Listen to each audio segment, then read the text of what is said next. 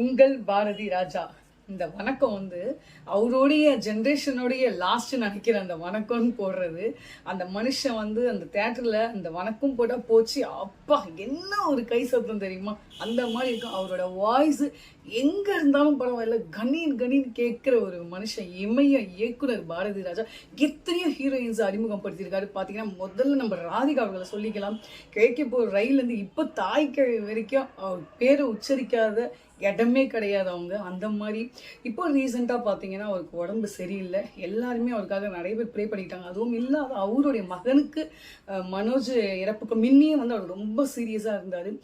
அதுக்கப்புறம் என்னன்னு தெரியல, அவருக்கு கொஞ்சம் உடம்பு ஹெல்த் இஷ்யூஸால் அவர் மறைஞ்சிட்டவுடனே அதுக்கப்புறம் உடனே வந்து இவர் வந்து ரொம்ப ஒரு கோமா ஸ்டேஜ் போகிற அளவுக்கு ஆகிட்டு அவரே தன்னைத்தானே மறந்துட்டார். எவ்வளோ பேர் அறிமுகப்படுத்துகிற மனுஷன் அவர் யாருன்னு அவரே தெரியாத அளவுக்கு அவர் ஆகிட்டார். ஆனால் அவரு அந்த விஷயம் அது மறக்க முடியாது கண்டிப்பாக. இருந்தாலும் அந்த மனசு வந்து மாறணும் அப்படின்ற மனநிலை வரணும் அப்படின்றதுக்காக அவர் கூப்பிட்டுட்டு போகாத நாடே கிடையாதான். அவங்க கூட போகிற அண்ணன் தம்பிங்கெல்லாம் அவங்க மருமக எல்லாரும் சேர்ந்து மலேசியா அங்கெல்லாம் இட்டுன்னு போயிருக்காங்க. அப்பயும் அவர் அவங்க புள்ள பேரை சொல்லி சொல்லி அவர் கடைசியாக இருந்த டைம் வரைக்கும் அது வரைக்கும் தான் அவருக்கு ஞாபகம் இருக்குது. அதுக்கு மீறி நடக்கிற எந்த விஷயமும் ஞாபகமே இல்லை.